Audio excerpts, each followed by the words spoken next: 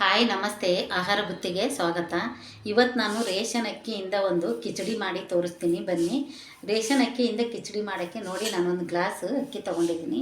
ನಿಮ್ಮ ಮನೇಲಿ ಯಾವ ಗ್ಲಾಸ್ ಇರುತ್ತೋ ಬಟ್ಲಿರುತ್ತೋ ಆ ಅಳತೆಯಲ್ಲಿ ತೊಗೊಳ್ಳಿ. ಸ್ವಲ್ಪ ಪಾಲಕ್ಕು, ಮೆಂತ್ಯ, ಒಂದು ಈರುಳ್ಳಿ, ಒಂದು ಕ್ಯಾರೆಟು, ಒಂದು 4 ಬೀನ್ಸು, ಒಂದು 5 ಹಸಿಮೆಣ್ಸಿಕಾಯಿ, ಒಂದು 4 ಹೆಸರು ಬೆಳ್ಳುಳ್ಳಿ, ಸ್ವಲ್ಪ ಕೊತ್ತಂಬರಿ ಸೊಪ್ಪು. ಇದೆಲ್ಲ ತೊಳೆದ್ಬಿಟ್ಟು ಕಟ್ ಮಾಡ್ಕೊಂಡು ಬರ್ತೀನಿ, ಬನ್ನಿ. ನೋಡಿ, ನಾನೆಲ್ಲನೂ ಕಟ್ ಮಾಡ್ಕೊಂಬಂದಿದ್ದೀನಿ. ನಾನು ಆವಾಗಲೇ ಟೊಮಟೊನ ತೋರಿಸಿದ್ದಿಲ್ಲ, ಒಂದು ಟೊಮಟೊನ ಹಾಕಿ ಮೇಲೆ ಒಂದು ಅರ್ಧ ಲಿಂಬೆಹಣ್ಣು ಹಿಂಡಿದರೆ ಸಾಕು, ಸೂಪರಾಗಿ ಕಿಚಡಿ ಆಗುತ್ತೆ. ಇವಾಗ ನಾನು ಇದನ್ನು ಹೇಗೆ ಒಗ್ಗರಣೆ ಹಾಕೋದಂತ ತೋರಿಸ್ತೀನಿ, ಬನ್ನಿ. ನೋಡಿ, ಕುಕ್ಕರ್ ಇಟ್ಟಿದ್ದೀನಿ. ನಾನು ಒಂದು 2 ಸ್ಪೂನಾಗಷ್ಟು ಎಣ್ಣೆ ಹಾಕಿದ್ದೀನಿ. ಇವಾಗ ಒಂದು 2-3 ಪೀಸು ಚಕ್ಕೆ, ಒಂದು 2-3 ಲವಂಗ ಎಣ್ಣೆಲಿ ಹಾಕಿ ಸ್ವಲ್ಪ ಫ್ರೈ ಆಗಬೇಕು.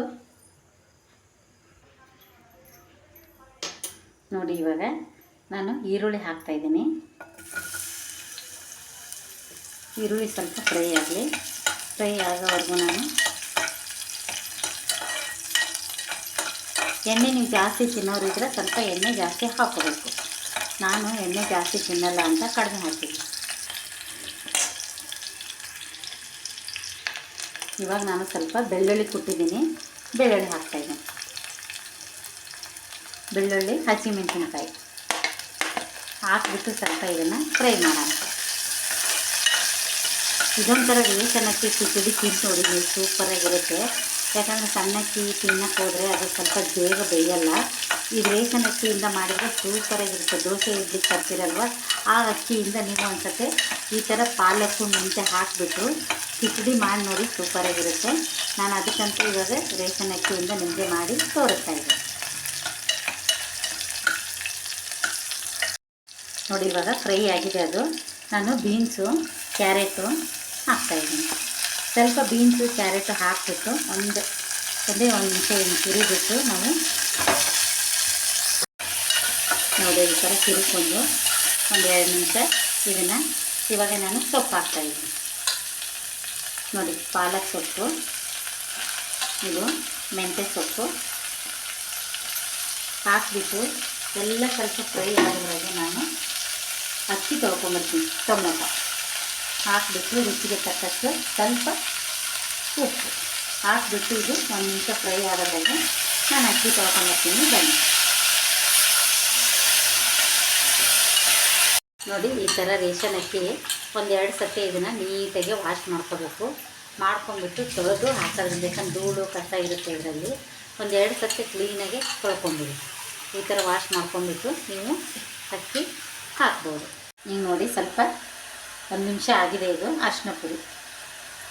ಅರಿಶಿನ ಪುಡಿ ಹಾಕಿಬಿಟ್ಟು ನಾವು ಆವಾಗಲೇ ಅಕ್ಕಿ ತೊಳ್ಕೊಂಬಂದಿವಲ್ವ, ಅಕ್ಕಿ ಹಾಕೋಣ.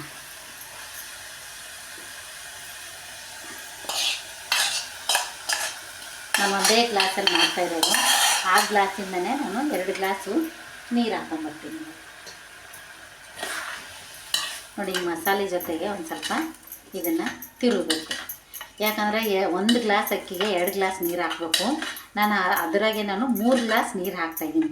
ಯಾಕಂದ್ರೆ ಕಿಚಡಿ ಅಂದರೆ ಸ್ವಲ್ಪ ನೀರು ಜಾಸ್ತಿ ಹಾಕಬೇಕು, ಅನ್ನದ ಥರ ಕರೆಕ್ಟಾಗಿ ಅಳತೆ ಹಾಕಬಾರ್ದು. ನಾನು 3 ಗ್ಲಾಸು ನೀರು ಹಾಕ್ಕೊಂಬರ್ತೀನಿ, ಬನ್ನಿ. ನೋಡಿ, ಈ ಗ್ಲಾಸಲ್ಲಿ ನಾನು ಅಕ್ಕಿ ತೊಗೊಂಡಿದ್ದೆ. ಇವಾಗ ಇದೇ ಗ್ಲಾಸಲ್ಲಿ ನಾನು 3 ಗ್ಲಾಸ್ ನೀರು ಹಾಕ್ತಾಯಿದ್ದೀನಿ. 3 ಗ್ಲಾಸ್ ನೀರು ಹಾಕೋದ್ರಿಂದ ಅವಾಗ ಕಿಚಡಿ ಚೆನ್ನಾಗಾಗೋದು, ಸೂಪರಾಗಿರುತ್ತೆ. ಇವಾಗ ರುಚಿಗೆ ತಕ್ಕಷ್ಟು ಉಪ್ಪು, ಸ್ವಲ್ಪ ಖಾರ ಎಲ್ಲ ನೋಡ್ಕೊಂಬಿಟ್ಟು ನೀವು ಇವಾಗ ಲಾಸ್ಟಿಗೆ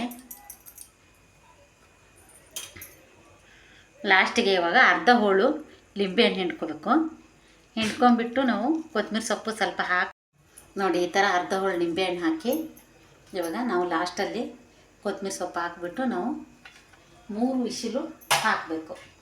ಯಾಕಂದರೆ ಇದು 1-2 ಸೀಟಿಗೆಲ್ಲ ನೀವು ತೆಗಿಯೋಕ್ಕೆ ಹೋಗಬೇಡಿ, 3 ಸೀಟಿ ಆಗಬೇಕು. ಆವಾಗ ನೀವು ಇಳಿಸ್ಬಿಟ್ಟು ನಿಮಗೆ ಕಿಚಡಿ ಮಾಡಿದ್ದು ತೋರಿಸ್ತೇನೆ. ನೋಡಿ, ಇವಾಗ ನಾನು ಕುಕ್ಕರ್ ಮುಚ್ಚಿಸ್ತೀನಿ. ಮುಚ್ಚಿ ಒಂದು 2-3 ವಿಶಿಲ್ ಆಗೋವರೆಗೂ ಬಿಡೋಣ. ನೋಡಿ, ಇವಾಗ ಕಿಚಡಿ ರೆಡಿಯಾಗಿದೆ. ಸೂಪರಾಗಿದೆ ಈ ಕಿಚಡಿ. ಒಂದು ಸತಿ ನೀವು ಈ ಕಿಚಡಿ ಮಾಡಿಬಿಟ್ಟು ತಿಂದು ನೋಡಿ ಹೇಗಿದೆ ಅಂತ. ಇದಕ್ಕೊಂದು ಸ್ವಲ್ಪ ತುಪ್ಪ ಹಾಕ್ಕೊಂಡು ತಿಂದರೆ ಸೂಪರಾಗಿರುತ್ತೆ. ನೋಡಿ, ಮೆಂತೆ ಪಾಲಕ್ ಕಿಚಡಿ ನಿಮ್ಗೆ ಇಷ್ಟ ಆದಲ್ಲಿ ಲೈಕ್ ಮಾಡಿ, ಶೇರ್ ಮಾಡಿ, ಸಬ್ಸ್ಕ್ರೈಬ್ ಮಾಡಿ. ನಮಸ್ತೆ.